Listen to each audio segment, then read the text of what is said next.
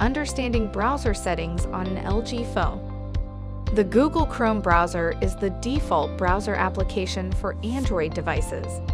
To view the settings for Chrome on your LG phone, first open the Chrome app. Then tap on the three dots at the top right of the screen and tap on Settings.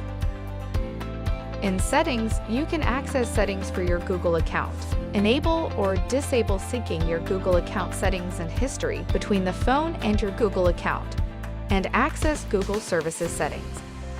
Below those settings, you can choose your search engine, review, edit or delete saved passwords, modify payment methods for online shopping, and view or edit saved addresses for autofill.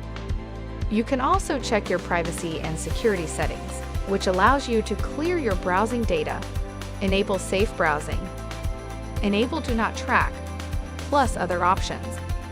What's more, you can change notification settings for Chrome, change the theme to light or dark, modify the homepage, view accessibility settings, or review site and language settings. Thank you for choosing LG. We hope you enjoy your phone.